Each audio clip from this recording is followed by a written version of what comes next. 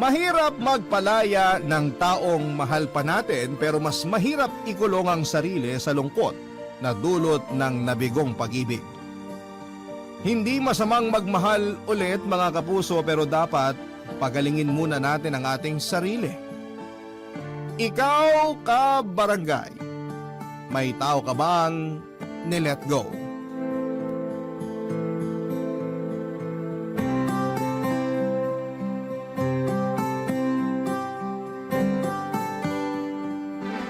Dear Papa Dudut, naniniwala po ba kayo sa kasabihan na lahat ng bagay ay may rason? Kung ako kasi ang tatanungin ninyo ay hindi po ako naniniwala doon. Para sa akin ay walang katumbas na magandang dahilan kung bakit kailangang makaranas ng paghihirap, kalungkutan at pighati ang isang tao, lalo na kung naging mabuti naman ito. Walang inaapakang kapwa at higit sa lahat ay tapat at totoo.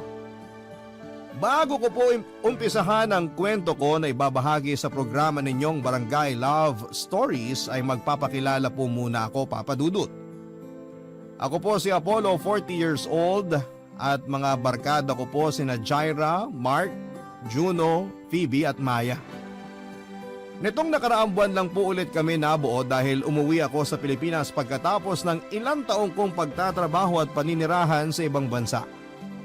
At bagaman ngayon taon na lamang kami nagkita-kita na mga kaibigan ko ay wala silang tampo sa akin.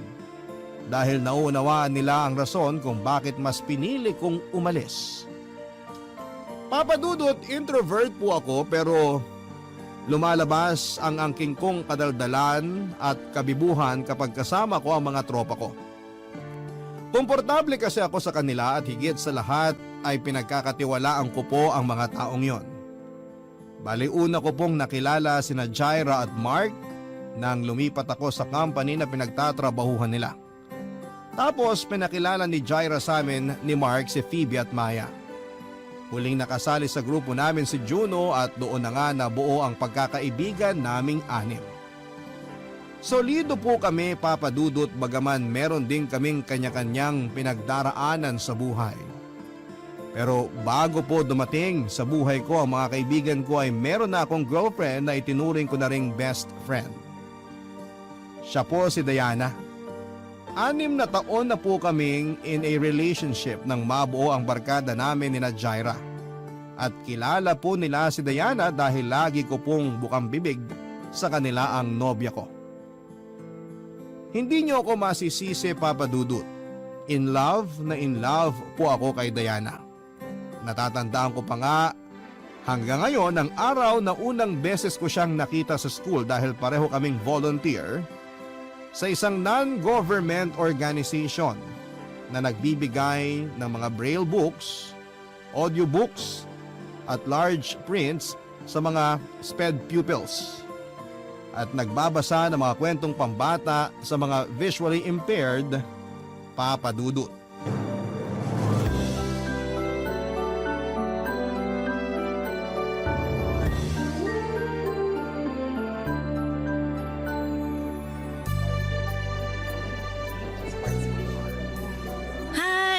Ikaw si Apollo, di ba? Oo. Ikaw naman si Ate Diana? Yun kasi ang tawag sa'yo ng mga bata. Ay sandali, meron pa silang isang tawag sa'yo eh. Ate Ganda? Naku, conscious nga ako pag tinatawag nila ako ng ganun. Pero ang cute nila, no? Tinatawag nilang maganda at gwapo yung mga tao hindi dahil binabase nila sa itsura. Since visually impaired sila, mas binabase nila sa pakiramdam kung maganda o gwapo yung kausap nila. Nakakataba ng puso pag galing sa kanila yung mga papuri kasi alam mong totoo at espesyal. Pero totoo rin naman na maganda ka. Ay, pulero ka! Hindi ah. Kumain ka na ba? May tinapay at juice pa rito. Gusto mo? Ayos lang. Medyo busog pa naman ako. Mamaya na lang. Parang ngayon lang kita nakita. Naka-attend ka na ba sa mga ganitong event dati? Hindi pa. Mahihain kasi ako. Kung di lang ako in-invite ng chairman ng org na to, hindi ako makakasama sa event nila. Masaya naman pala. Nag-enjoy ako. Ikaw, regular volunteer ka ba rito? Oo. Nagsimula ako 3 years ago. Ang ganda rin kasi ng advocacy nila kaya pinaglalaanan ko talaga ng panahon kapag may volunteer work sila para makasama ako. Marami na rin akong nakilala rito. Yung iba naging kaibigan ko na. I hope maging magkaibigan tayo. At sana makita kita sa next event. For sure, magkikita pa tayo ulit. Kasi natutuwa ako at nag-e-enjoy ako. Iba rin sa feeling kapag nagkakawang gawa ka. Uy, totoo yan. Sabi sa akin ng mama ko, hindi natin kailangang maging mayaman para makatulong sa iba. Yung presence natin at effort, sapat na para pasalamatan kanila. Tama naman, pero mas maganda pa rin kung mayaman tayo para marami tayong natutulungan. Gusto ko yung sinabi mo. In fairness sa'yo di halatang mahiyain ka. Naku, introvert talaga ako. Maniniwala ka ba kung sasabihin ko na introvert din ako? At pareho rin tayong mahiyain? Talaga? Pero ang galing-galing mo makihalubilo at makisama sa ibang tao. Paano mo nagagawa yun kung introvert ka rin? Pinapractice ko yung social skills ko. Basta i-expose mo lang yung sarili mo. Minsan ayos din na lumabas ka sa comfort zone mo para mag-grow ka. Yun kasi ang ginawa ko.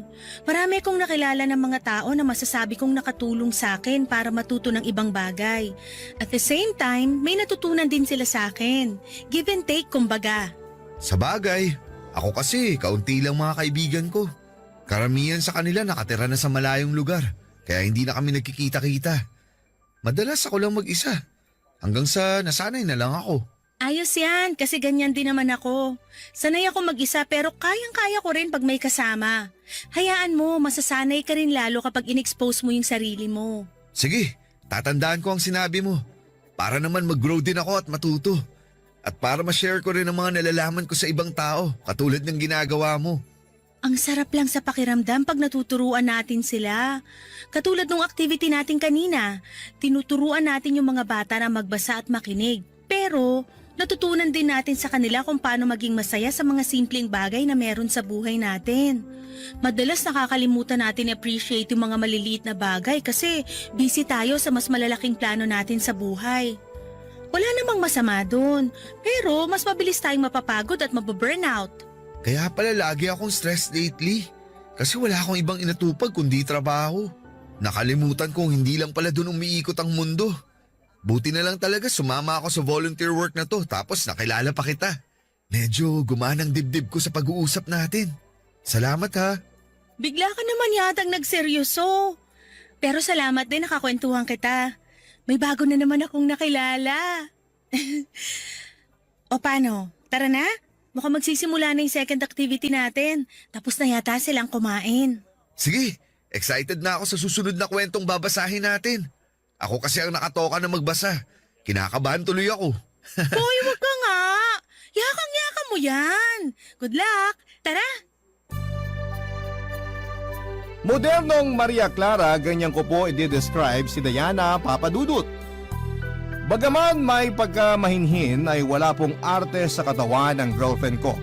Mabait din siya sa mga bata, mapagmahal kahit sa mga ligaw na aso't pusa. Malambing din ang boses niya kaya hindi kataka-taka na kinagigiliwan siya ng marami. Bukod doon ay sweet din siya at ang bonding namin tuwing linggo ay pagsisimba. Opo, relihiyosa si Diana. At noong nagkakilala kami at nagkakwentuhan ay naglakas loob akong hingin ang number niya para pwede pa rin kaming mag-usap kahit na walang volunteer ang NGO na sinasalihan namin. Binigay naman po sa akin ni Diana ang number niya kaya tuwang-tuwa ako. Nagsimula kaming magpalitan ng text messages at masasabi kong dahilan kung bakit ako napupuyat sa gabi. Pero wala po akong pinagsisihan, Papa Dudut. Nagtatrabaho po bilang executive assistant sa isang pharmaceutical company si Diana, Papa Dudut. May mga oras na sinusundo ko siya sa pinagtatrabahuhan niya. Parang para yayain kumain sa labas o di kaya ay manood ng sine. At habang tumatagal ang pag-uusap namin ay lumalalim po ang pagkakakilala ko sa kanya. At ang masasabi ko lang ay lalo akong humahanga sa kanya, Papa Dudut. Pareho po kasi kami ng values at moral lalo na sa pamilya. Importante sa amin na i-honor namin ang aming mga magulang dahil silang nagdala sa amin sa mundo.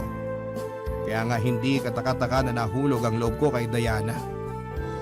Kabado ako nang aminin ko pa nga sa kanya na gusto ko siya ng higit pa sa isang kaibigan at laking tuwa ko nang sabihin niyang pareho kami ng nararamdaman. Sinabi ko po sa kanya na gusto ko siyang ligawan, bagay na sinang-ayunan naman po niya.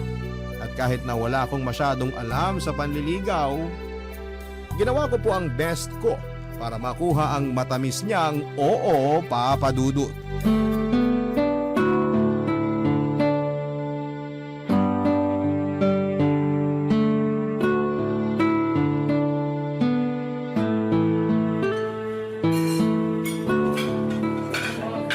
Ang ganda naman dito sa restaurant na pinagdalan mo sa akin. Akala ko hindi ka mahilig lumabas. Saan mo nalaman to? Sa internet. Siyempre nag-research ako. Nagpunta na rin ako rito para tingnan kung totoo yung review nila sa page bago kita inaya. Gusto ko kasi maging espesyal ang bawat sandali na kasama kita. Pati na ang lugar na pagdadalan ko sa'yo. Kasi deserve mo yun, Diana.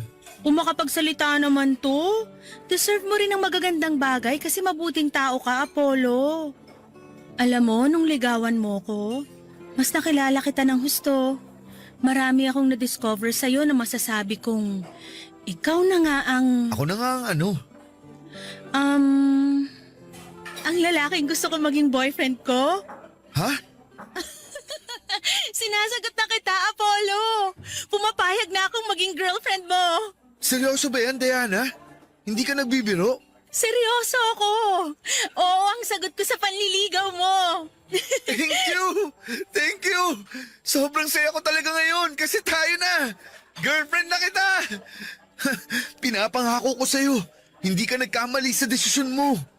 Hindi man ako perpekto, pero gagawin ko ang lahat para alagaan at mahalin ka, Diana. Gusto kong ibigay sa'yo lahat ng magagandang bagay na pwede at kaya kong ibigay. Hindi rin naman ako perpekto, pero gagawin ko rin ang lahat para i-prioritize ang relasyon natin. Saka nakikita ko sa'yo na talagang nagsisikap ka.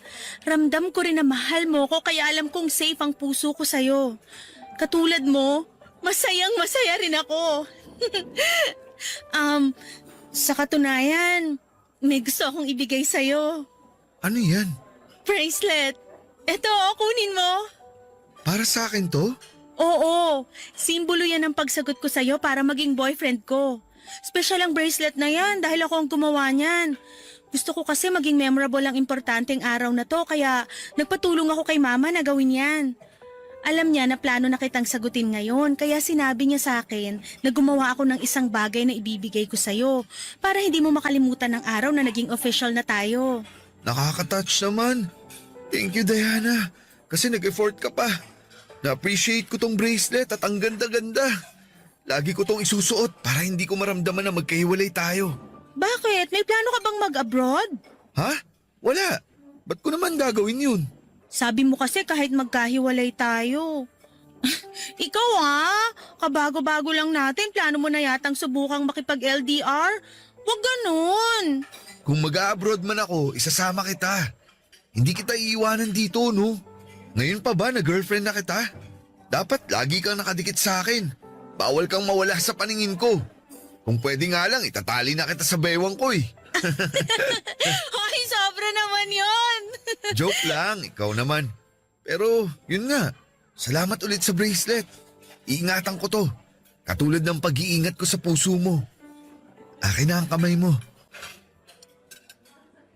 Halikan ko tong kamay mo, ha? Mahal na mahal kita, Diana. Mahal na mahal din kita, Apollo.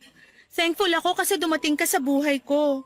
Pakiramdam ko, hindi lang ako nagkaroon ng boyfriend. Nagkaroon na rin ako ng best friend. Salamat kasi minahal mo ko. Ako ang dapat magpasalamat. Lalamig na lang tong pagkain natin, hindi pa tayo tapos magpasalamat sa isa't isa. Napansin mo rin pala. Sige, kain na nga tayo. Oo, mabuti pa. Kanina pa ako natatakam sa order natin eh. Sinong mag-aakala na ang isang tahimik na lalaki ng katulad ko ay magkakaroon ng girlfriend sa katauhan ni Diana Papadudut? Walang pagsidlan ang saya ko at kulang na lamang ay Humiyaw ako't magtatalon sa tuwa matapos niya akong sagutin. Pakaramdam ko ay nakalutang sa alapaap ang mga paa ko at ayaw ko na pong buwaba pa sa lupa. Doble din ang saya sa dibdib ko ng mga panahon na yon nang ibigay sa akin ni Diana ang bracelet na simbolo ng pagiging magkasintahan namin. Nangako ako sa kanya na lagi ko yung susuotin at hinding-hindi ihiwalay sa pulso ko dahil kahit magkalayo kami, para ko na rin siyang kasama, Papa Dudut. Hindi po perpekto ang relasyon namin ni Diana. Dumaraan din kami sa mga away-bate pero sa huli ay namamayani sa amin ang komunikasyon at pagkakaunawaan kaya nagtagal ng 6 na taon ang aming pagsasama bago dumating sa buhay ko ang mga barkada ko, Papa Dudut. At kahit gano'n na nga kami katagal ni Diana ay nananatiling nasa honeymoon stage pa rin kami sa relasyon namin. No wonder ako ang tinaguriang loyalista sa grupo namin samantalang si Mark naman ang playboy at si Jaira ang NBSB. Pero hindi po ako nahihiya sa bansag kong yung na pagiging good boy at stick to one dahil para sa akin, si Diana na ang babaeng pakakasalan ko at magiging ina ng mga anak namin. Pero hindi sa lahat ng pagkakataon ay ayon sa amin ang kapalaran. Dahil nang mga panahon na yon ay sinubok po kami ng langit nang bigla na lamang nagkasakit si Diana. Hindi lang po yun basta sakit na nawawala kapag ipinagpahinga mo ng ilang araw, kundi higit pa doon ang dumapo sa kanya. Sa huling check-up ni Diana ay nakumpirma po namin na meron siyang malalang sakit na leukemia. Barangay Love Stories. Barangay Love Stories. Malaman kong may malubhang sakit ang girlfriend ko, Papa Dudut. Pareho kaming umiyak noon ni Diana nang lumabas ang resulta ng mga laboratory tests sa kanya. Hindi namin alam ang gagawin dahil napakaliit ng tsansa ng mga taong nakakasurvive sa leukemia. Bukod doon ay kinain din kami ng pagtataka kung bakit siya nagkaroon noon. Nagsimula kami magtanong sa parents niya kung meron ba silang history ng naturang sakit at doon namin napag-alaman na meron siyang tiyahin sa pinsan na namatay sa parehong karamdaman. Sa kabila ng lahat ay nagpaka-positibo kami ni Diana, Papa Dudut. Hindi namin inisip na may sakit siya, sa halip ay tinuring namin na pagsubok lamang ang lahat na sa huli ay malalagpasan din namin ito. Nang mga panahong yon ay ginugol ko ang buong atensyon ko sa pag-alalay kay Diana, lalo na nang magsimula siyang sumailalim sa chemotherapy. Sinigurado ko po na nasa tabi niya lamang ako palagi kapag pinagdadaanan niya ang masasakit na parte ng gamutan niya. Hawak ko po ng mahigpit ang kamay niya, Papa Dudut, pagkatapos niyang ikimo. Tapos nagkukwento ako ng magagandang bagay para makalimutan niya ang sakit na nararamdaman niya. Dahil sa pagiging abala ko sa girlfriend ko ay hindi na ako masyadong nakakapasok sa opisina. Naubos na rin ang leave credits ko kaya nagtitiis akong umabsent na walang bayad. May mga oras na pinapapasok na ako ni Diana kapag binabantayan siya ng family member niya. Bagay na ginagawa ko na lang para kahit papaano ay hindi po ako matanggal sa kumpanyang pinagtatrabahuhan ko. Pero ang hirap mag-focus sa trabaho dahil nasa ospital at nasa kanya ang isipan ko, Papa Dudut.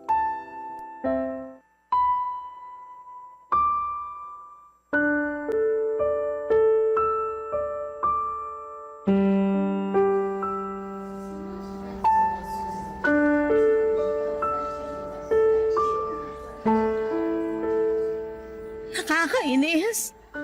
Bakit kailangan ko pang magkasakit ng ganito? Mamamatay na ba ako? Kasi kung oo, sana ngayon na para matapos na ang paghihirap ko. Hindi ka mamamatay, Diana. Gagaling ka. Kaya dapat sundin mo lang ang bilin sa'yo ng mga doktor mo. Ano pa bang bilin nila ang susundin ko kasi lahat ng sinabi nila ginawa ko na. Pero tingnan mo ako. Walang nagbabago sa katawan ko. Ang payat-payat ko na, Apollo. Nalagas na rin yung mga buhok ko. Ang dami ko pang sugat at pasa sa katawan. Ni wala ng lakas ang tayo mag-isa. Lagi na lang ako nagpapatulong sa'yo, di kaya kina mama at papa.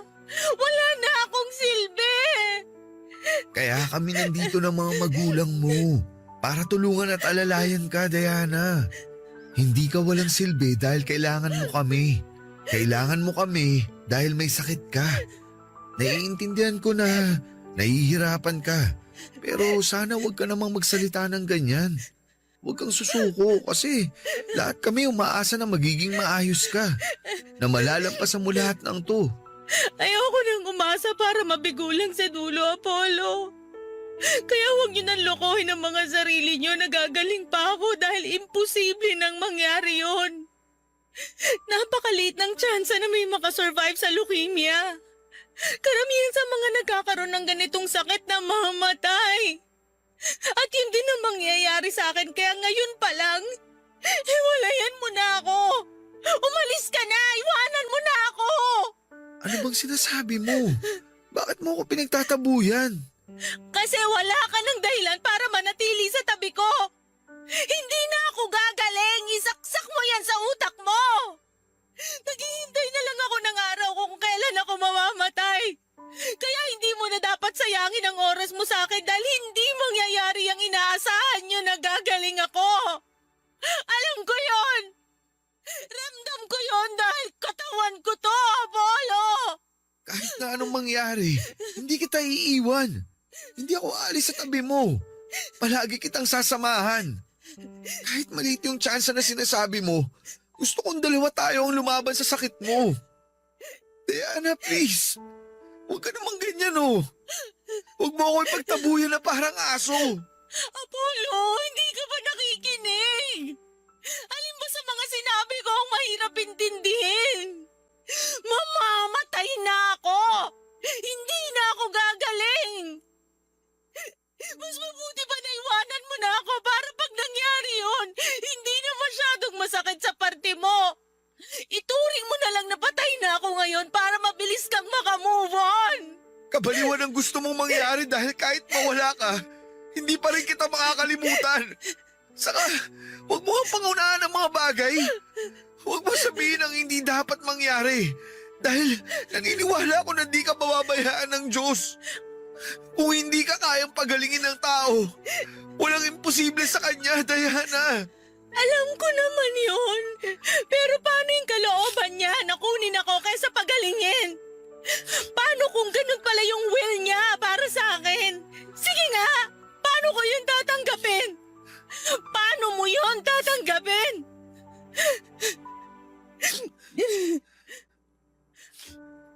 Alam mo ang unfair ng Diyos.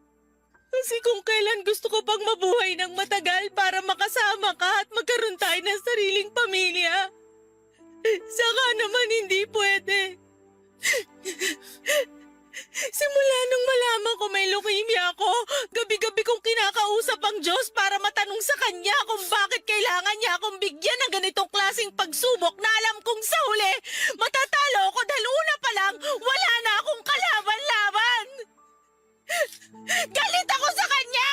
Kasi sa dinami-dami ng masasamang tao sa mundo, ako pa talaga! Ako! Hindi ako perpekto pero ginagawa ko ang lahat na makakaya ko para maging mabuting tao!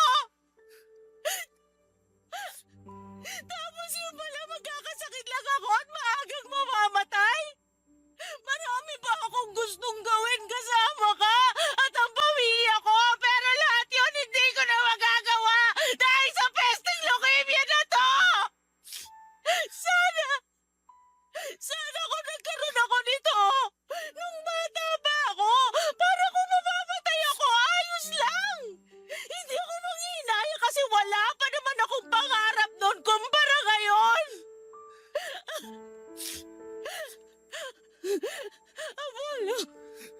Apollo, natatakot ako. Ayoko magmamatay. Gusto ko ba kayong makasama ng matagal? Hindi ka mamamatay. Magiging ayos din ang lahat, Diana. Kailangan mong maniwala na gagaling ka. Kasi sinusunod mo naman ang mga sinasabi sa'yo ng doktor eh. Ginagawa din nila ang makakaya nila para maging maayos ang kondisyon mo. Oo, medyo malabo pa sa ngayon yung pag-asa dahil maliit ang tsansa. Pero dapat pa rin tayong maging positibo. Huwag kang mag-alala, hindi ako aalis sa tabi mo. Hindi kita iiwan kahit anong mangyari. Lagi kitang sasamahan sa laban mo. Kasi mahal na mahal kita. Kaya please, huwag mo na akong paalisin. Huwag mo na akong itaboy dahil mas nasasaktan ako. I'm so sorry, Apollo. Hindi ko naman talaga gustong paalisin ka eh. Ayokong iwanan mo ako. Hindi mangyayari yun. Hindi kita iiwanan, okay? Tahan mahal ko. Huwag ka na ring matakot dahil nandito lang ako. Naiintindihan ko po si Diana kung bakit niya ako pinapalayo sa kanya. Natatakot siya pero mas takot na takot po ako, Papa Dudut. Kung nararamdaman na niya na mawawala na siya, nararamdaman ko na rin na hindi ko kakayanin. Ni sa hinagap ay hindi ko po naisip na kukunin sa akin ng napakaagang babaeng pinakamamahal ko. Marami pa po kaming pangarap na hindi pa natutupad. Isa na po doon ay ang pakasalan siya at bumuo ng pamilya ng magkasama. Kaya nga kahit anong pagtataboy na ginagawa niya sa akin ng panahong yon ay nanindigan po ako na manatili sa kanyang tabi at nangako ako na kasama niya akong lalaban. Sa ospital at sa trabaho na lang po umikot ang buhay ko ng panahon na yon. Masaya naman ako at hindi nagreklamo dahil alam kong napaglilingkuran ko ang girlfriend ko at natutupad ko ang pangako ko sa kanya. Nasasamahan siya anumang mangyari. Doon ko po na-realize ang kahalagahan na i-cherish natin ang buhay ng isang tao. Lalo na ng mga mahal natin dahil walang katiyakan kung hanggang kailan tayo mananatili sa mundong ito. Kapag nasa ospital ako ay masasayang bagay lang din ang pinag-uusapan namin ni Diana, Papa Dudut. Kahit mabigat ang dibdib ko dahil sa sitwasyon, kahit pagod ang puso at isipan ko, pinipilit ko po ang sarili ko na magpakakengkoy para mapasaya ang girlfriend ko. Gustong gusto ko po kasing naririnig ang mga halakhak niya, Papa Dudut. Alam ko na sa likod ng isip ko ay nami-miss ko po yung lahat.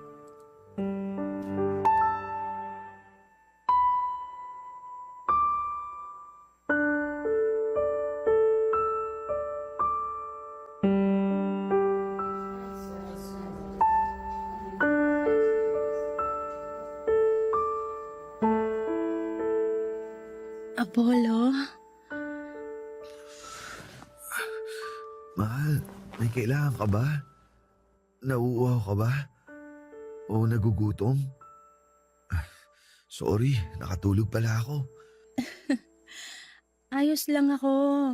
Hindi ako nauuhaw at busog ako. Ayos lang din na nakatulog ka kasi puyat na puyat ka sa pagbabantay sa akin. Obligasyon ko na bantayan ka. Walang kaso sa akin yun. At masaya ako dahil nasa tabi mo ako. Masaya rin ako kasi nasa tabi kita. Ang swerte-swerte ko dahil ikaw ang naging boyfriend ko. Salamat, Apollo, ha?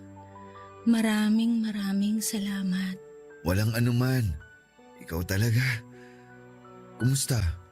Hindi ka ba makatulog? Medyo. Kanina pa naglalayag sa kung saan ang isip ko eh. Baka naman malulungkot na bagay ang iniisip mo ha. Hindi ka talaga makakatulog niyan. Hindi malulungkot ang iniisip ko, puro masasaya. Gusto mo ba i-share ko sa'yo? Oo naman, sige. Kwentuhan mo ko. Iniisip ko na kapag gumaling ako, magpapakasal na tayo. Kahit ako na ang mag-propose kung wala ka pang balak. Anong isasagot mo kung sakali? Tinatanong pa ba yun? Siyempre, oo. Mabuti naman. Tapos, ano nang susunod na mangyayari? Bubuo tayo ng pamilya. Yung masayang masaya.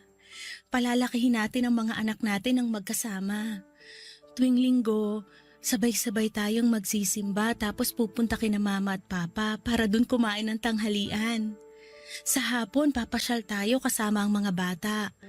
Tapos bago tayo umuwi sa bahay, papanoorin natin ang paglubog ng araw na magkahawak kamay. Lahat yon naiisip ko na. Nakakatuwa, di ba? Oo, nakakatuwa nga. Gustong-gusto ko na talagang gawin ang mga bagay na sinabi mo, Diana. Hindi na ako makapaghintay na maging asawa mo. Pangako, paglabas mo rito, magpapakasal tayo. Pangako yan Kasi tatandaan ko yan, Apollo. Itaga mo sa bato. Kaya dapat magpagaling ka. Dapat magpalakas ka. Kumain ka ng mabuti. Matulog ng maayos at sundin lang natin ang mga bilin ng doktor mo. Ayos ba yun? Oo naman, pero kung sakaling hindi na ako gumaling at hindi na natin matupad lahat ng mga sinabi ko, sana wag mo akong kakalimutan Diana naman, ano bang sinasabi mo? Gusto ko lang magbilin hanggat kaya ko pa.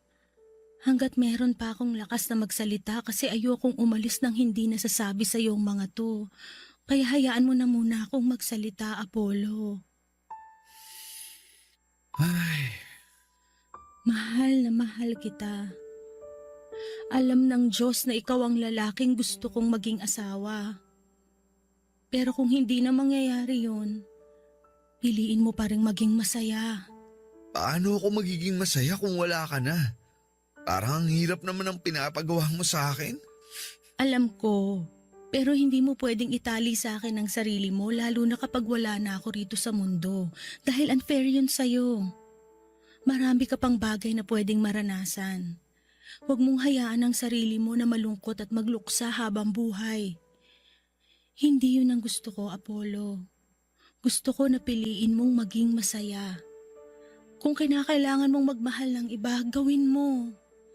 Sa kanya mo to pa rin ang pinangako mo sa aking pamilya. Kapag nag-promise ka na gagawin mo yon, ayos na ako. Panatag na ako. Ayoko, Diana. Ayoko umalis ka. Ayoko iwanan mo ako. Hindi ko kaya. Please naman, Lumaban ka. Lumaban ka para sa akin. Para sa pamilya mo. At sa pamilyang bubuhay natin. Gustuhin ko man, pagod na ako. Hindi na kaya ng katawan ko. Pakiramdam ko sinusuko na ng katawan ko lahat ng gamot na tinuturok sa akin. Sobrang bigat na ng talukap ng mga mata ko, Apollo. Gusto ko na lang matulog. At huwag nang gumising kung makakaramdam lang din ako ng ganitong klaseng sakit. Sana naiintindihan mo ako. Sana palayain mo na ako. Hayaan mo na akong mauna, mahal ko. Si Diana na po ang babaeng gusto kong pakasalan, Papa Dudut. Noong unang beses pa lamang na nagkita kami ay sigurado na ang puso ko na tinadhana siya para sa akin. At alam kong tama ang desisyon ko na ligawan ko siya at naging ganap kaming magkasintahan. Sa paglipas ng panahon ay napatunayan namin na sigurado na kami sa isa't isa. Pero bakit kung kailan handa na kaming humakbang tungo sa panibagong pahina ng buhay namin ay bigla namang kaming bibigyan ng pagsubok na kulang na lang ay lumpuhin kami, Papa Dudut. Walang gabi simula nang malaman kong may cancer sa dugo si Diana na hindi po ako nagdasal sa Panginoon at nagmamakaawa sa kanya na iligtas niya ang kaisa-isang babaeng mahal ko. Gustong gusto ko pong tumanda na kasama si Diana. Gustong gusto ko po siyang makasamang bumuo ng aming pamilya. Marami pa po kaming masasayang pagkakataon na pagdadaanan bilang mag-asawa, kaya malaking dagok po talaga ang pagkakasakit niya. Papa Dudut, umasa po kaming pareho na diringgin ng langit ang pakiusap namin kahit sa pinaka-imposibleng sandali. Nagagaling din si Diana at malalagpasan niya ang kanyang sakit. na matutupad namin ang mga pangarap sa buhay ng sabay at magkahawak kamay. Ngunit sa isang iglap ay nagbago ang lahat. Nawalan ako ng pananalig sa Diyos nang hindi niya dinggin ang panalangin namin. Nawalan ako ng tiwala sa Kanya nang biguin niya ako matapos niyang bawiin sa akin ang babaeng mahal ko, Papa Dudut. Namatay po si Diana. Hindi na kinaya ng katawan niya ang lumulubha niyang sakit, kaya naman iniwan na niya ako. Nang araw na mawala siya sa akin ay hindi po ako makaiyak. Ang nararamdaman ko lang noon ay matinding galit at kagustuhan na sundan sa kabilang buhay ang babaeng pinakamamahal ko. Barangay Love Stories. Barangay Love Stories. Galit na galit po ako sa Diyos dahil kinuha niya sa akin si Diana. Ilang beses ko siyang tinanong kung bakit kailangan niya kaming paghiwalayin ng maaga sa buhay na ito samantalang wala namang kaming ginagawang masama.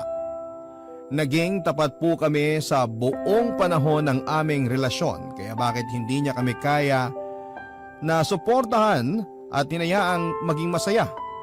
Nang mga panahon na yon ay hindi pa rin po ako makapaniwala na patay na ang babaeng minamahal ko. Hindi ko matanggap na iniwan na ako ni Diana na hindi ko na maririnig ang malambing niyang boses at tawa. Hindi ko na makikita ang maamo niyang mukha o ni mararamdaman ang init ng kanyang mga yakap at halik. Iyak po ako ng iyak nang iburol siya at hanggang sa maihatid siya sa huling hantungan niya. Kasama po niyang inilibing ang puso ko noon, Papa Dudut. Hindi ko po alam kung paano magsisimulang muli at hindi ko maisip kung paano ipagpapatuloy ang buhay kung durog na durog ang puso. Doon ko na rin po napabayaan ang lahat, Papa Dudut. Simula sa trabaho, maging ang mga barkada ko. Naging malayo ang loob ko sa kanila dahil ang nasa isipan ko ng panahon na yon ay gusto kong mapag-isa. Napabayaan ko na rin ang sarili ko dahil lagi lamang akong nagkukulong sa kwarto. Wala akong pakialam kahit mag-alala sa akin ang gusto ang pamilya ko. Ang nasa isip ko lang ng panahon na yon ay mamatay na rin ako para makasama ko na si Diana. Sa gitna ng pagluluksa ko ay isang kaibigan ang bumisita sa akin, Papa Dudut. At yon ay walang iba kung hindi si Juno.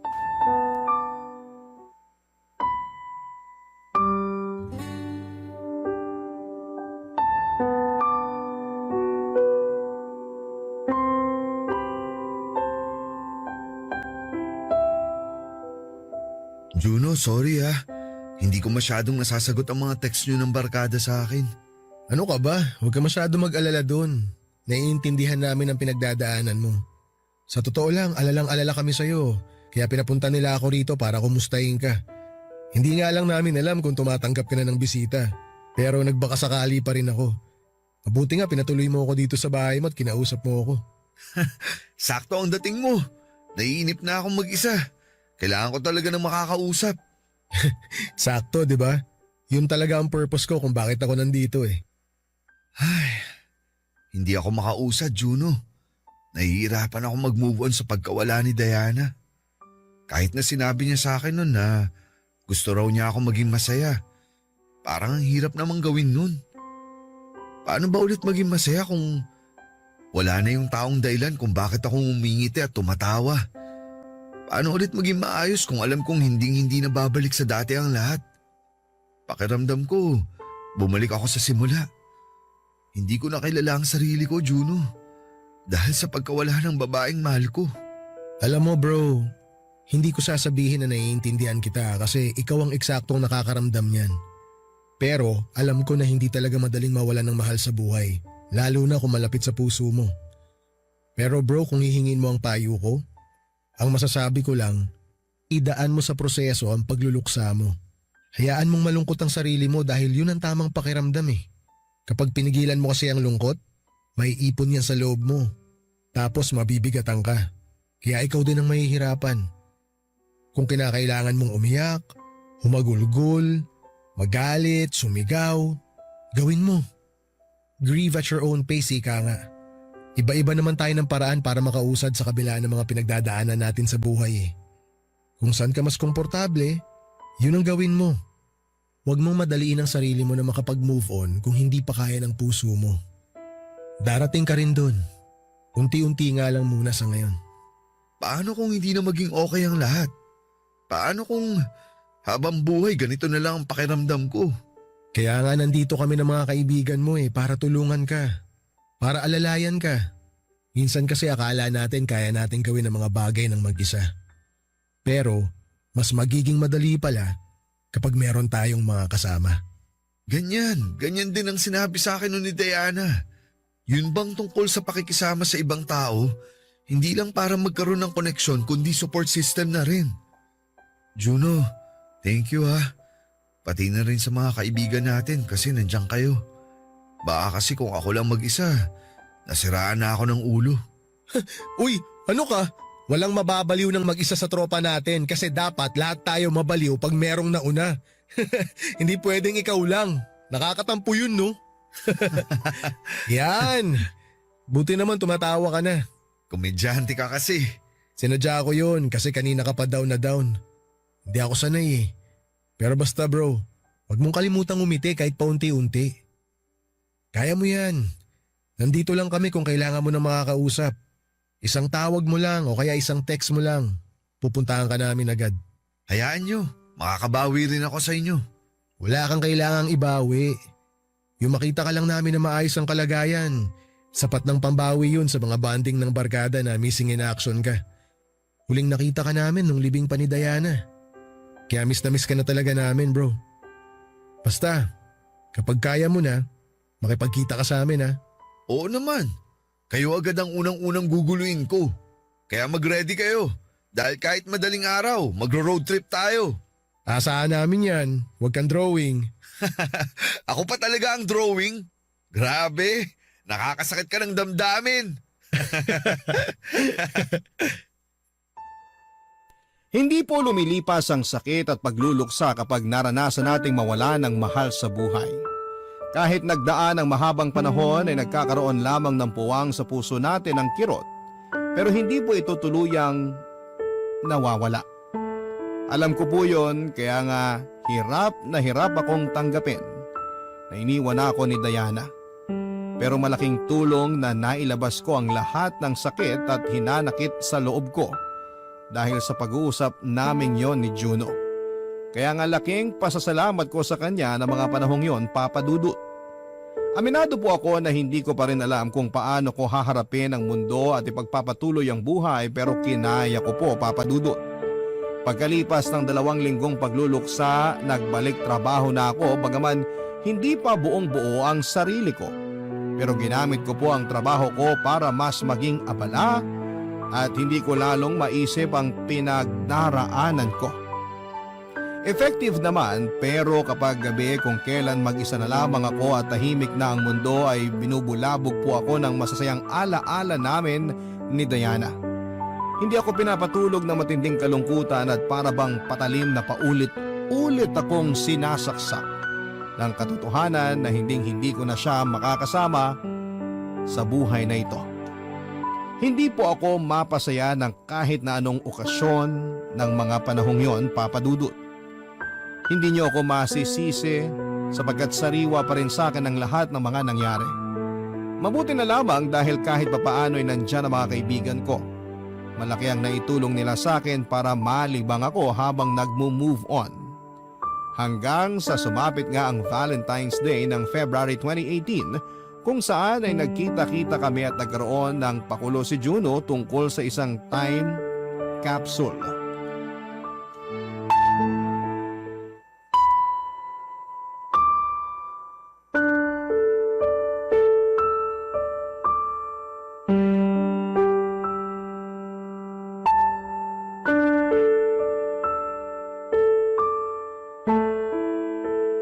Anong nilagay mo sa time capsule? Yung bracelet na binigay sa akin ni Diana. Sinabi ko noon sa kanya na hindi ko ihiwalay sa akin ang bracelet na yun. Dahil kahit magkalayo kami, para ko na rin siyang kasama. Ibig bang sabihin yan, pinapalaya mo na siya? Hindi ko pa kayang palayain si Diana. Pero gusto kong magsimula ng panibagong buhay nang hindi na siya kasama. Pero hindi naman ibig sabihin nun, kinakalimutan ko na siya. Lagi pa rin siyang nasa puso ko at mga alaala namin. Pero ayokong ikulong ang sarili ko sa nakaraan habang buhay, Mark. Kaya hindi si Diana ang pinapalaya ko. Pinapalaya ko ang sarili ko. Gusto kong palayain ang sarili ko sa lungkot para naman maging masaya na ako. Ang tapang mo, Apollo. Hanga ako sa iyo kasi pinipilit mong lumaban at magpatuloy sa kabila ng mga nangyari. Alam kong mahirap yan pero hindi ko alam kung gaano kahirap sa parte mo. Hindi mo nagugustuhin malaman pa kung gaano kahirap ang pinagdaanan ko, bro. Kaya ang payo ko sa'yo, huwag ka nang malito. Kung si Megan talaga ang itinitibok ng puso mo, mahalin mo siya ng gusto. Araw-araw mong iparamdam kay Megan na mahalaga siya, na deserve niya ang magagandang bagay sa mundo. Gawin mo yun habang magkasama pa kayo. Oo, gagawin ko yun. Salamat sa mga sinabi mo. Sana ikaw din. Kung sakaling dumating yung araw na magmamahal ka ulit. Sa akin mo pa talaga sinabi yan kilala mo ako kapag nagmahal, di ba? Oo nga pala. Ikaw at si Phoebe ang loyalista sa barkada. Sabi niyo nga. Pero alam mo, mukhang matagal pa bago ako magmahal ulit. Kasi kahit sinabi ni Diana na ayos lang na ma-inlove ako ulit sa ibang babae, hindi ko pa kaya. Hindi ko pa siya kayang i-let go. Di mo naman kailangan madaliin yon. Bigyan mo lang ng time ang sarili mo na i-process ang nangyari. Baka hindi mo nga mamalayan, okay ka na. Naka-let go ka na. Yan din ang sinabi sa akin ni Juno. Na kapag hinayaan kong makaramdam ng tamang emosyon ng sarili ko, mas magiging madali ang paghilom. Talaga? Sinabi niya yon? Alam mo, ang talino talaga niyang si Juno. Tahimik lang yan pero ang daming alam tapos ang lalim pa ng mga salita. Siya rin kasi nagpayo sa akin nung nasa ospital ako. Kaya thankful ako dahil kaibigan natin siya. Ako rin bro, sa totoo lang. Thankful kasi nakilala natin siya. Ikaw, kumusta naman ang puso mo ngayong Valentine's Day? Eto, nalilito. Pero unti-unti nakukuha ko na yung mga sagot sa mga tanong ko. Siguro kailangan ko nalang lakasan ang loob ko na harapin yung bagay na sinusubukan kong takbuhan. Naks naman, mukhang nag-mature ka na nga. Tama yan, huwag kang laging takbo ng takbo. Tapangan mo ang loob mo. Panindigan mo ang dapat mong panindigan. Kayang-kaya mo yan, ikaw pa ba? Inuto mo pa ako, Apollo. Hindi kaya. Dahil dyan, magyosi muna tayo habang hinihintay natin dumating si Phoebe. Ano, G ka? Sige, pahinging isa.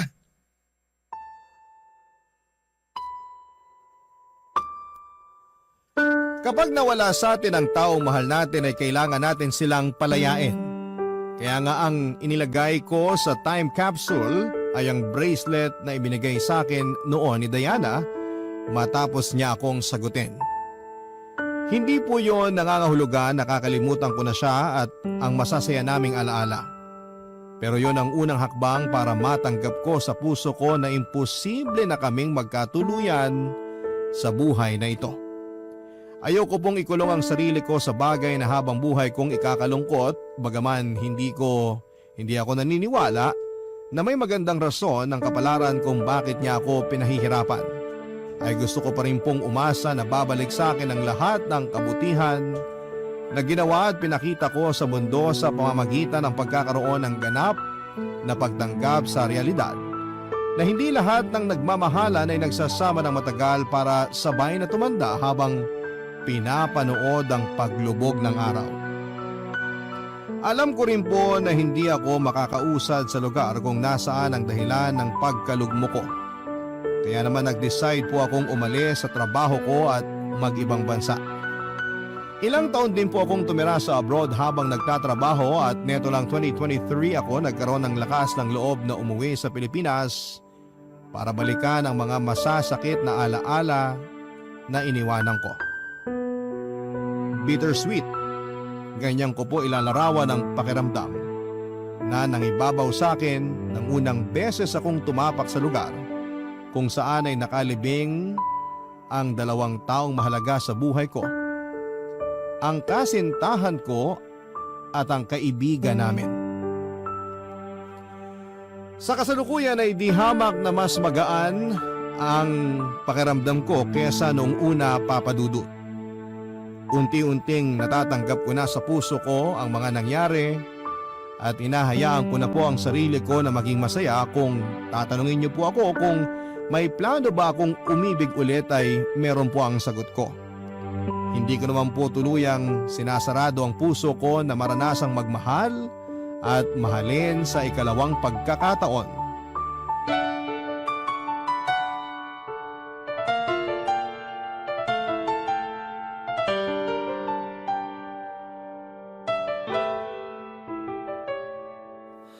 Ang buhay ay mahiwaga, laging may lungkot at saya. Sa Papa Dudut Stories, laging may karamay ka.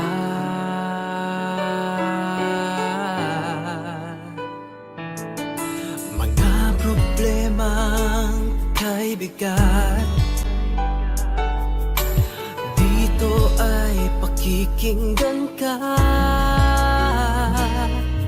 Sa Papa Dudut Stories, kami ay iyong kasama. Dito sa Papa Dudut Stories, ikaw ay hindi nag-iisa.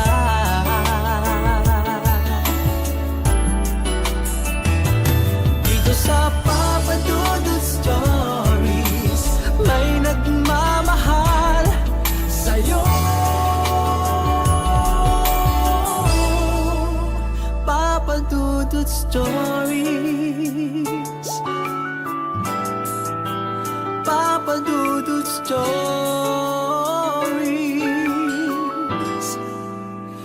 Papa Dudut Stories. Libre lang ang mangarap. Pero hindi madaling abutin ang mga pangarap na ito, lalo na kung kulang tayo sa gawa at puro lamang tunganga. Minsan ay kailangan din natin ng sipag at tiyaga upang gawing realidad ang buhay na gusto nating matamasa. Ikaw, kapuso, naabot mo na ba ang mga pangarap mo sa buhay?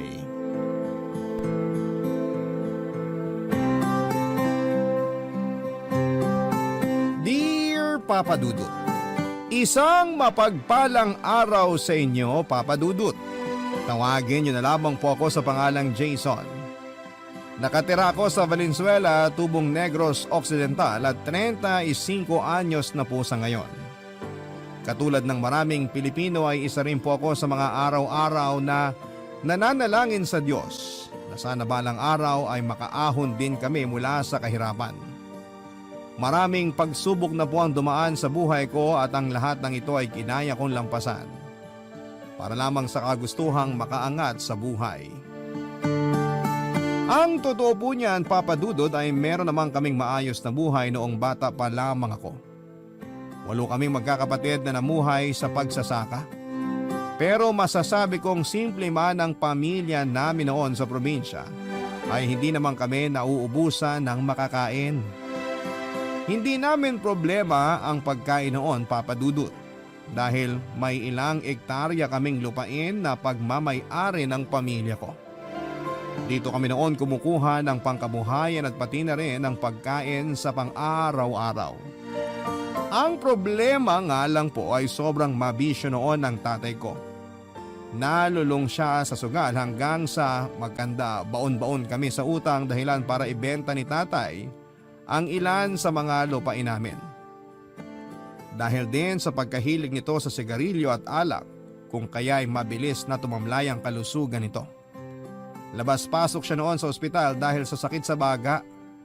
Sa huli ay maging ang mga natitirang lupain namin ay naibenta na rin hanggang sa wala nang natira para sa amin. Ganon po kadaling maubos ang yaman at natuklasan ko po ang katotohanan ito sa murang edad.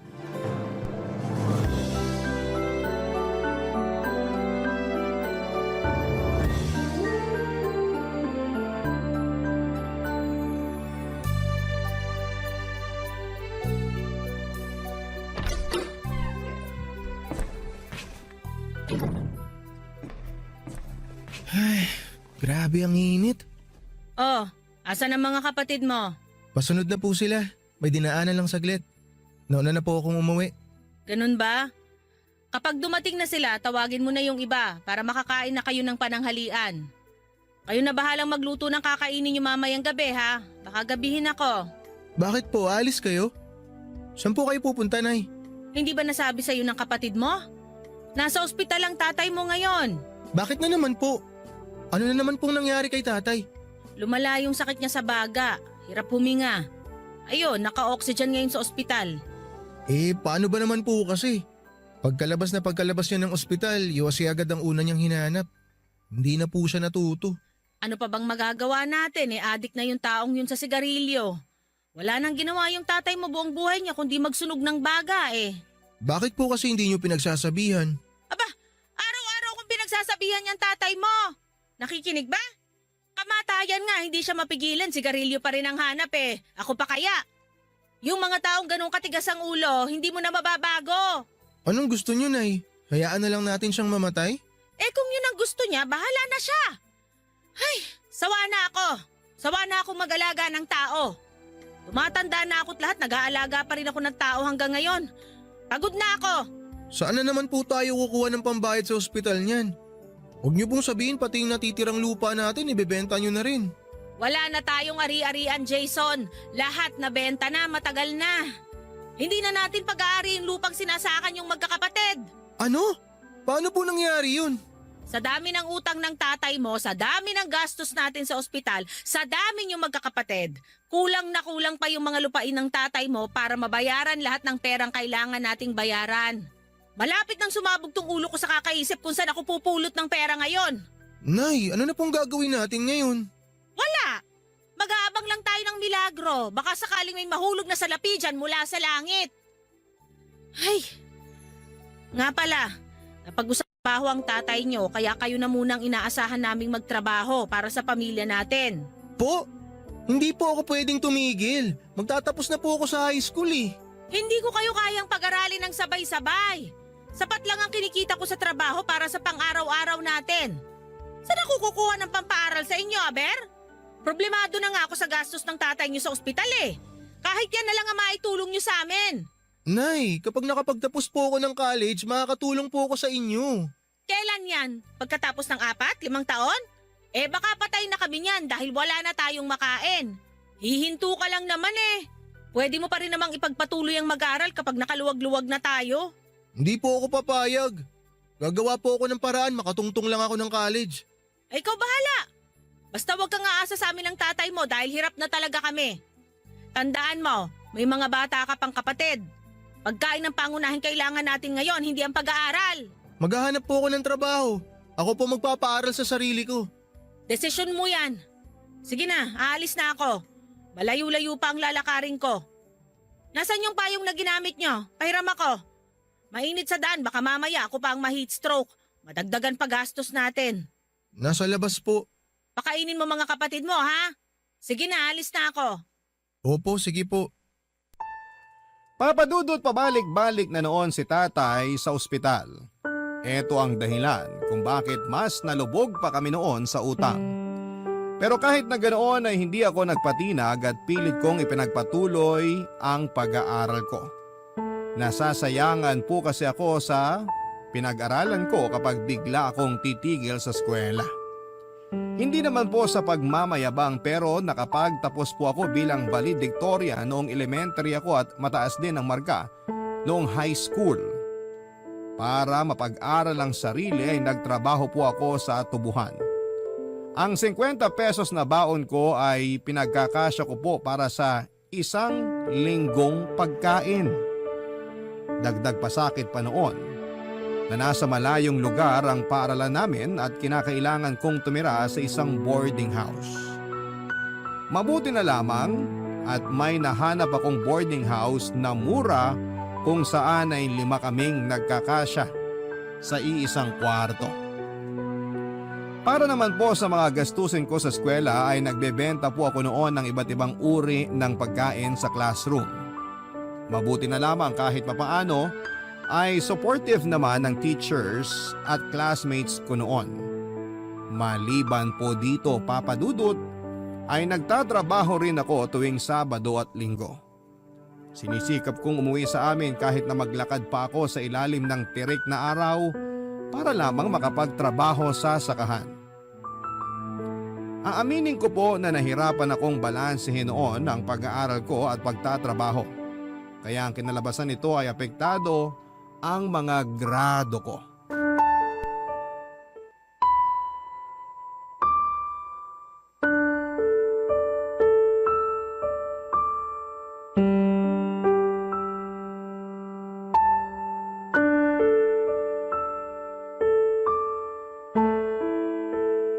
Ito ang papipirmahan mo sa akin? Puro line of 7 na grado? Tingnan mo nga tong isang subject, muntik ka nang bumagsak. Pasado pa rin naman po ah. Ang mahalaga may natututunan pa rin ako. May natutunan? Kung totoong may natutunan ka, hindi dapat ganito kababa ang grades mo. Nay, line of 9 man yan o pasang-awa, pare-pareho lang din naman po yung pasado. Yan niyo po, babawi po ako sa susunod. Tataas na po yan, sa susunod na pirmahan niyo yung card ko. Ay nako, hindi na ako aasa. Baka sa susunod puro bagsak na to. Nay naman, wala po ba kayong tiwala sa anak niyo? Hindi ko alam. Baka naman kasi porke ikaw ang nagpapaaral sa sarili mo, ginagawa mo na kung ano-anong gusto mong gawin doon. Baka mamaya sa halip na mag-aaral, pagbubulakbol na ang inaatupag mo. Bulakbol? Hindi na nga po ako nakakapaglaro ng basketball kasama mga kaklase ko eh. Sa sobrang abala ko sa pagtatrabaho, hindi na ako nakakapag-review. Hindi na ako nakakatulog ng maayos. Hindi ko na nga po alam kung anong uunahin ko. Gagawa ba ako ng assignment o gagawa ako ng kakanin na ibebenta ko kinabukasan? Ay bakit galit ka? Nakakatampo lang po kasi kayo na na ganyan kayo mag-isip sa akin. Malay ko ba kung anong ginagawa mo doon? Natural lang na ganyan ang isipin ko lalo na't proud ka pang ipakita sa akin yung mababa mong grado. Pirma nyo lang naman po ang kailangan ko eh. Pirma nyo na lang po yan para may balik ko na sa Lunis. Huwag mo nga akong inaartehan dyan.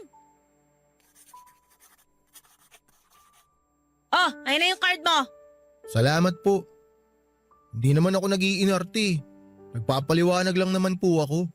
Ano? Gusto mong ipamukha sa akin na naghihirap ka para makapag-aral? O edi congratulations! O etong palakpak ko! Dakila kang anak! Ginusto mo yan, di ba? Pinilit ba kita? Hindi naman, di ba? Sabi ko sa'yo, huminto ka muna pero mapilit ka. Hindi ka makatulog? Ikaw lang ba ang hindi makatulog? Ako rin, Jason. Ako rin. Hirap din akong makatulog, kakaisip kung paano ko bubuhayin ang pamilyang to. Sobrang dami ng paghihirap at sakripisyo ang ginagawa ko araw-araw, kaya huwag kang nagrereklamo dito sa harapan ko. Hindi naman po ako nagrereklamo eh. Gusto ko lang naman po na ma-appreciate nyo yung ginagawa kong effort. Na may ginagawa ako para matapos na natin tong problemang meron tayo. Dahil kung huminto man ako sa pag-aaral, hanggang kailan tayo haharap sa kahirapang tunay? Sino ang magtataguyod sa atin? Hindi po ako nagrereklamo. Tinitiis ko nga po na maglakad ng kilo-kilometro para lang makauwi dito at makatulong sa mga kapatid ko eh. Tinitiis ko ang puyat, ang gutom, makapasok lang sa klase kahit na pagod na ang katawan ko. Masaya ako kahit na palakol lang ang grado ko. Alam niyo kung bakit, Nay? Kasi yan na lang po yung pinakapositibong bagay na meron ako ngayon eh. Ang malaman na pasado ako kahit mababa lang ang grades ko. Ibig sabihin nun, may napupuntahan po yung pagod ko. Lahat ng hirap ko. Kaya sobrang sama lang ng loob ko na makitang dismayado kayo sa akin kasi alam nyo, malapit na akong sumuko. Konting-konti na lang po gusto ko na talagang sumuko pero naisip ko po nandito na ako eh. Ako yung umako ng responsibilidad. Ako yung nangako na tatapusin ko ang pag-aaral ko. Natatapusin ko ang kahirapan natin at tutuparin ko po yun. Pero sana kahit konting suporta man lang, Nay, mula sa inyo. Mahirap bang ibigay yun?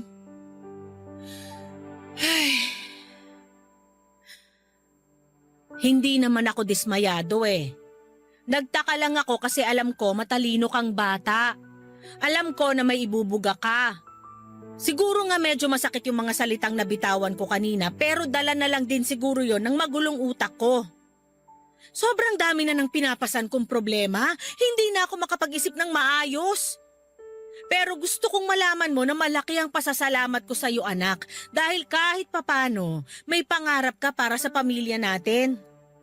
Ikaw ang dahilan, kayo ng mga kapatid mo, kayo ang dahilan kung bakit hanggang ngayon patuloy akong kumakapit. Kaya sana wag ka ring sumuko. Maraming salamat po, Nay. Malaking bagay po to para sa akin. Tapusin mo ang pag-aaral mo.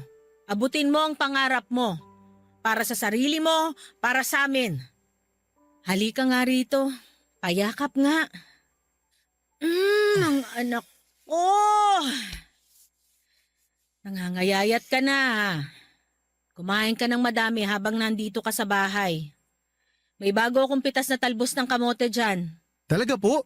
Oo, dagdagan natin ng kamatis para mas masarap. Papa Dudut, hirap man ay nagsumika po akong makapagtapos ng high school, Papa Dudut. Sa tulong ng determinasyon at suporta mula sa pamilya ay nakamit ko rin sa huli ang inaasam kong diploma. Muntik na nga po akong hindi makagraduate dahil late ako nakapagbayad ng mga miscellaneous and graduation fee. Mabuti na lamang po at nagawa namin ito ng paraan. Gustuhin ko man pong ipagpatuloy ang pag-aaral ko hanggang kolehiyo pero hindi na po talaga namin ito kinaya. Masyado pong matagal ang panibagong 4 na taong pag-aaral. Kaya naman minabuti kong isang tabi muna pansamantalang pag-aaral para makapagtrabaho. Ipinangako ko na lamang po sa sarili ko na kapag nakapag-ipon na ipagpapatuloy ko ang pag-aaral at tatapusin ko ang kolehiyo. Masaya na po ako noon na nakapagtapos ako kahit hanggang high school lamang. Sa aming kasing magkakapatid ay ako lamang ang umabot sa ganong level ng edukasyon. Katulad ng pinangako ko kay nanay ay agad po akong naghanap ng trabaho para makatulong sa pamilya. Pero nang mga panahong yon ay alam kong wala po akong mapapala kung mananatili ako sa probinsya. Kaya naman nagpasya po akong subukin ang swerte ko sa Maynila. Pagka-graduate ay agad po akong lumuwas ng Maynila para maghanap ng trabaho, Papa Dudut. Barangay Love Stories. Barangay Love Stories. Wala po akong kaalam-alam noon kung ano ang magiging buhay ko sa Maynila, Papa Dudut. Para akong batang napadpad sa isang napakalaking syudad na first time lamang makakita ng mga naglalakihang gusali at dami ng mga taong abala sa sari-sarili nilang mga buhay. Sa awa ng Diyos ay mabilis naman po akong nakahanap ng trabaho bilang tendero sa Baclaran. Nagtagal naman po ako sa trabaho kong yon ng ilang buwan kaso nga lang po ay hindi ko na po nakayanan ang trabaho dahil sa amo ko. Kung tutuusin ay kayang-kaya ko naman po ang magtinda. Ang problema nga lang ay masyadong masungit at strikto ang naging amo ko. Konting pagkakamali ay katakot-takot na alak or talak ang inaabot ko. Minsan nga po ay minamaltrato pa nila ako. Lahat ng sisi sa akin nila ibinubunton kahit na hindi naman ako ang may kasalanan. Mabuti na lamang at marami akong nakilalang kaibigan sa lugar na yon at kahit papaano ay nakaya kong tagalan ang amo ko. Sa totoo lang po ay kaya ko namang sabayan ang galit ng amo ko kaso nga lang ay sa sobrang bigat ng trabaho ay kulang na kulang ang natatanggap kong kakarampot na sweldo mula sa kanya. Kaya naman noong may ialok sa akin ng kaibigan ko na ibang trabaho ay agad ko na po itong pinatos ng walang pag-aalinlangan.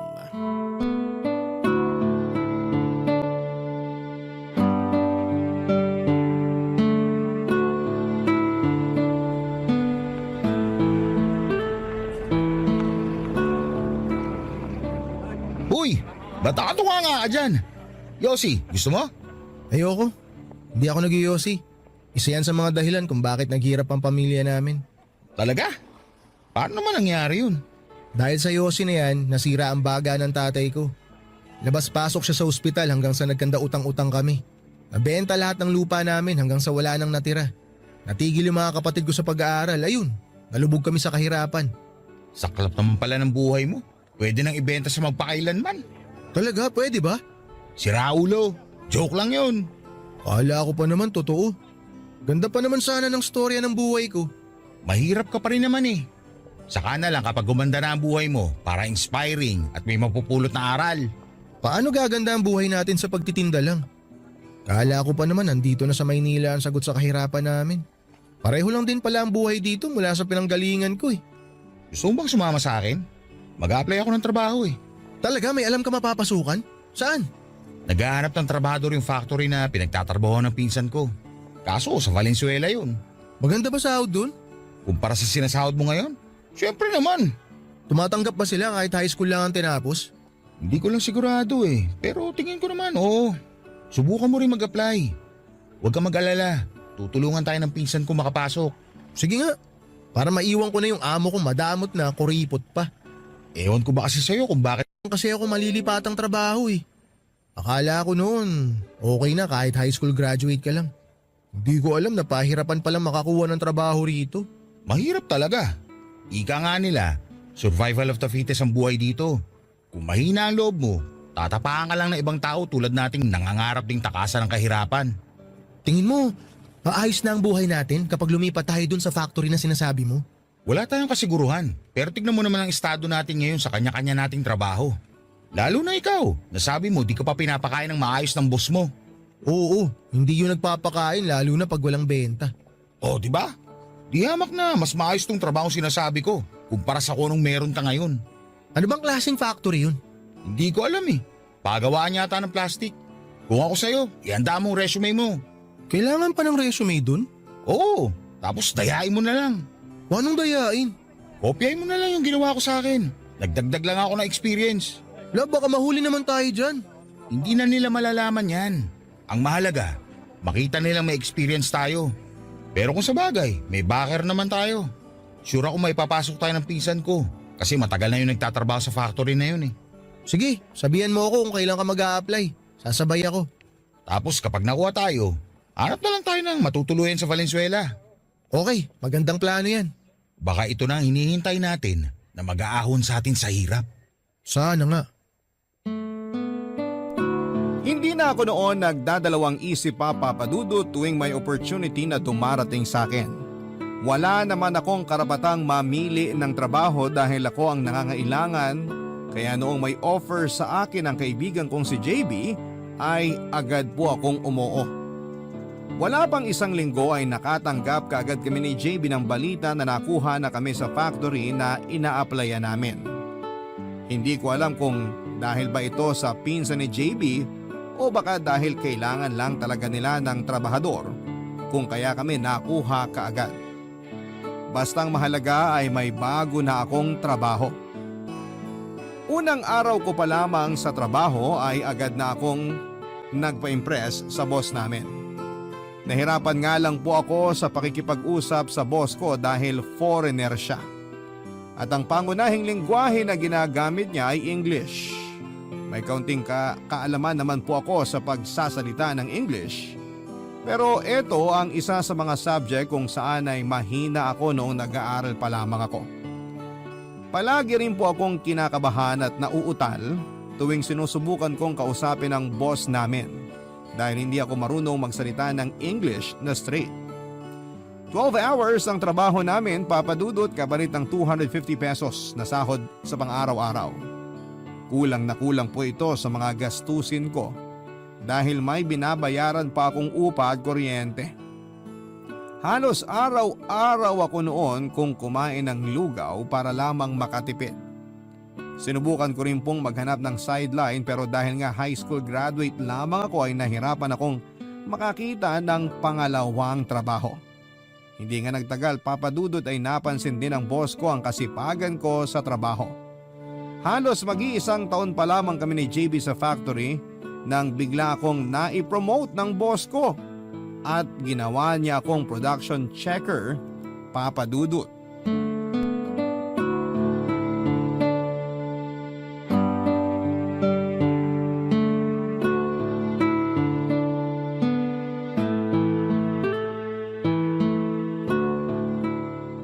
Congrats naman sa bagong promote. Salamat. Painom ka naman dyan. Total day off natin bukas. Ikaw ang hilig mo talaga sa bisyo. Tigilan mo na yung pag-inom at paninigarilyo. Bukod sa nakakasama na sa kalusugan, gastos lang yan. Ayaw mo naman libre. Hindi talaga ako manlilibre. Marami pa akong kailangan bayaran eh. Tsaka kailangan ko rin magpadala ng pera sa probinsya. Marami akong kapatid na sinusuportahan. Ang bait mo naman palang kapatid. Kailangan kong bumawi sa kanila eh. Sa aming magkakapatid, ako lang ang tumuloy sa pag-aaral. Lahat sila tumigil kaya ako lang ngayon ang inaasahan nilang lahat. Hindi ba nakaka-pressure yan? Yung sa'yo nakaasa ang lahat tapos hindi naman sapat yung sinasahod mo? Wala namang mangyayari kung magpapadala ako sa pressure eh. Wala naman tayong choice kundi magpatuloy pa rin. Tumatakbo ang oras kaya kailangan din nating sumabay kahit na maliit lang ang kinikita. Ikaw ba? May sinusuportahan ka rin ba sa inyo? Meron, yung anak ko. May anak ka na pala? Oo, anak sa pagkabinata. Sino nag-aalaga sa kanya ngayon? Lola niya. Matagal na nga ako hindi nakakauwi sa amin eh. 5 taon na rin. Matagal na ha? Wala ka bang planong bumisita ron? Mahal ang pamasahe. Imbis na gumasos pa uwi, ipapadala ko na lang. Tapos may video call naman. Mas tipid yun. Kung sa bagay. Mabalik tayo sa promotion mo. Napapansin mo ba na parang paborito ka ng boss natin? Talaga ba? Parang hindi naman. Asus, nagmaang-maangan pa to. Sa'yo nga binigay yung nakabakanting posisyon eh. Sa'yo na bago lang kumpara sa ibang nagtatrabaho dito ng ilang taon na. Baka nakita lang ni boss na sa akin bagay yung posisyon na nabakante. Yun lang yun. Hindi. Tingin ko favorite ka nun. Paanong favorite hindi nga kami nag-uusap. Tuwing dumarating siya sa site, lagi akong umiiwas eh. Bakit ka naman umiiwas? Englisher kasi pre. Spoken in England. Hindi lang normal na nosebleed yung nangyayari sa akin eh. Bumubulwak palabas yung dugo ko galing sa ilong kapag nakikipag-usap ako sa kanya. Kala ko ba valedictorian ka nung elementary ka? Oo nga, valedictorian ako nun. Ibang usapan naman nung elementary, ibang usapan yung ngayon. Bakit ikaw? Kaya mo bang magsalita ng English ng diretso? Oo naman, ako pa. Weh, paano nangyari yun eh? Pareho lang naman tayong hindi nakatungtong ng college. Alam mo, ganito lang itsura ko pero mahilig ako magbasa. Mahilig ako manood ng mga pelikula na Hollywood. Doon ako natuto magsalita ng English.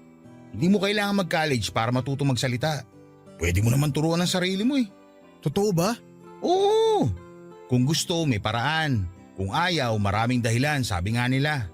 Kung gusto mong makausap ng maayos ang boss natin, turuan mo sarili mo magsalita ng English. Madali lang naman eh. May libro ka ba dyan? Pahiram naman ako. Gusto ko rin matuto. Bumili ka ng dictionary, mura lang yun. O di kaya magbasa ka ng dyaryo, ng magazine. Check mo sa opisina ni boss. Araw-araw may dyaryo dun.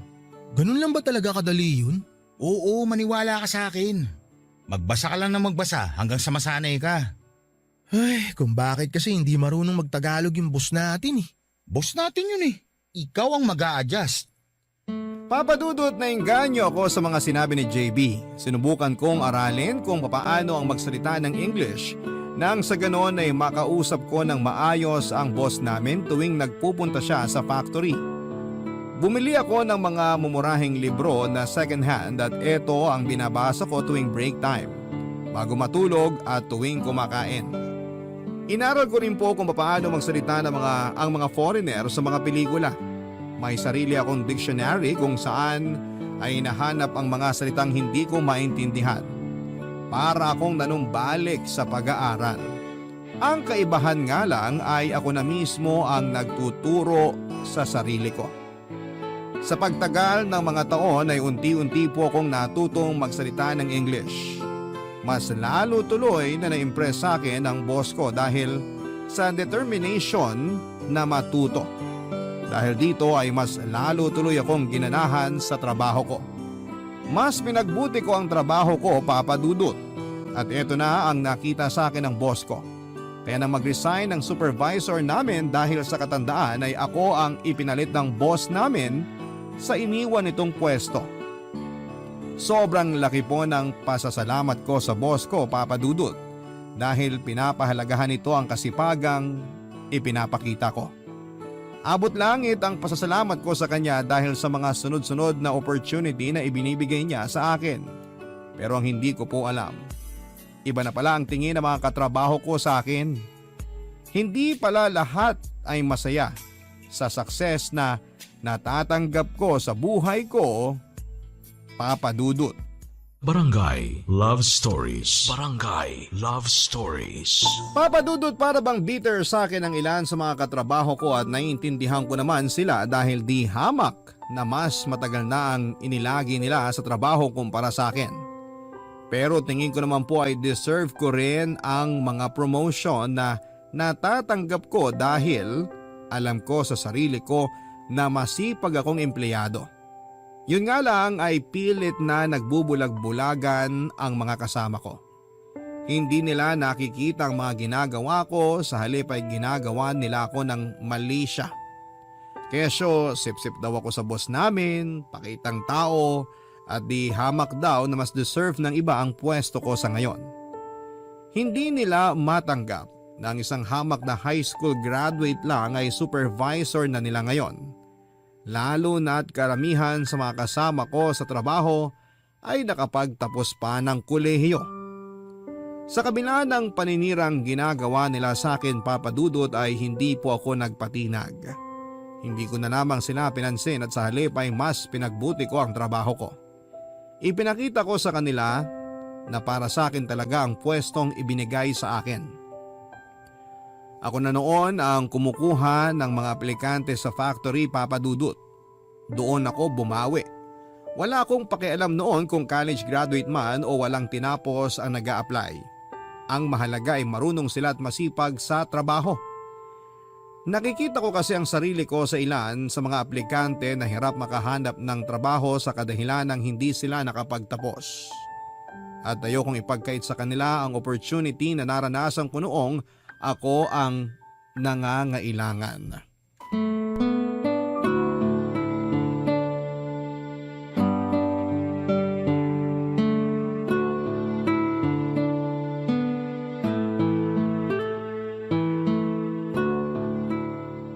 Pre, di ka pa uuwi? Susunod na lang ako. Tatapusin ko lang itong mga ginagawa ko. Ano bang ginagawa mo? Tinitingnan ko lang itong mga bagong aplikante. Kailangan natin ng kapalit ng mga nagsialisan eh. Oo nga pala. Lagi ko nakakalimutan na boss na pala kita.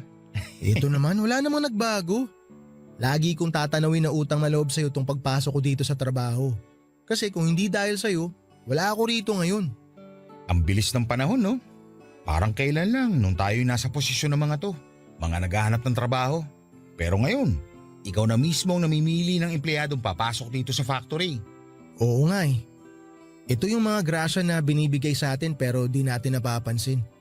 Kasi karaniwan, ang inaasahan nating pagbabago, yung biglaan. Pero ang totoong pagbabago, inaabot yan ng matagal na panahon. Kaya nga paulit-ulit na sinasabi na kailangan nating lumingon sa pinanggalingan natin. Para nang sa ganun, makita natin yung mga pagbabago sa buhay natin.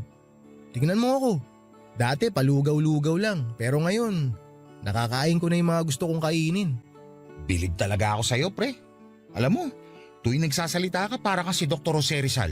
Parang kailangan yatang lahat ng sinasabi mo, isulat sa libro tapos pag-aaralan ng mga kabataan para marami sila matutunan. Loko-loko ka talaga. Gusto mo, gumala tayo bukas? Total, day off naman natin eh.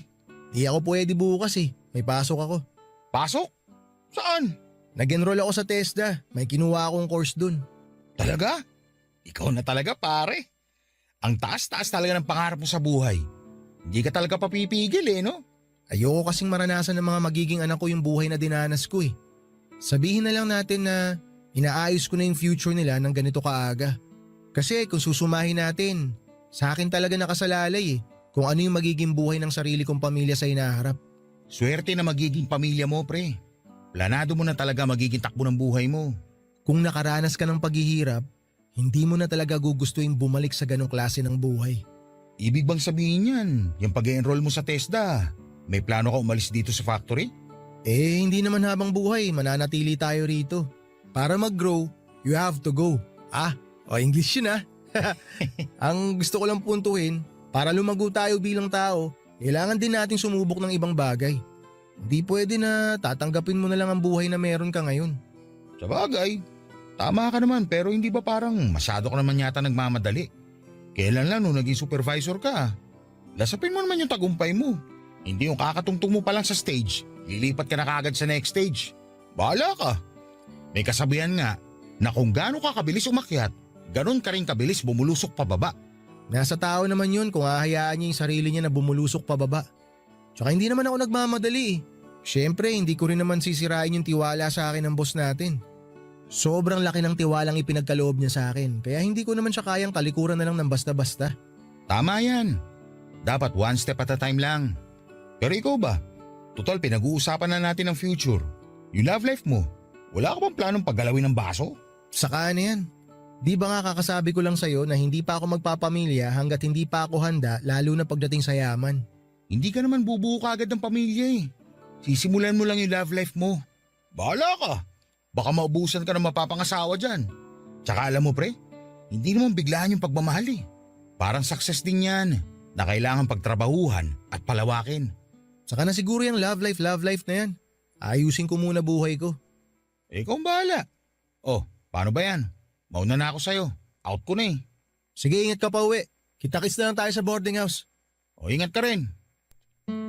Papadudot ilang taon pa ang pinalipas ko bago ako tuluyang nagpasyang i-level up ang estado ko sa buhay.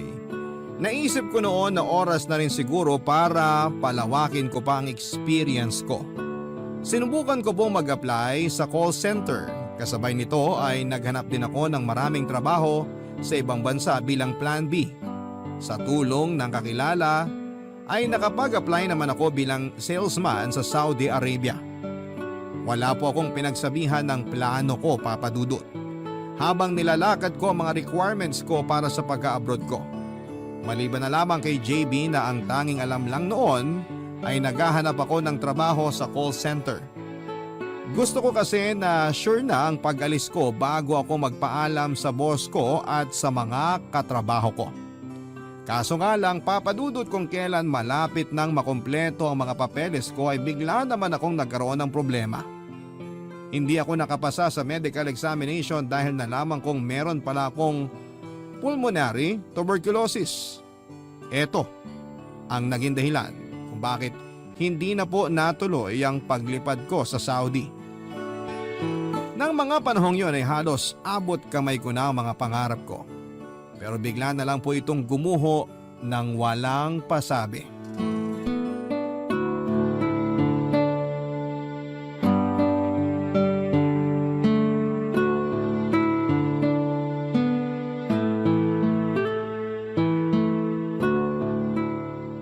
Oh, anong meron?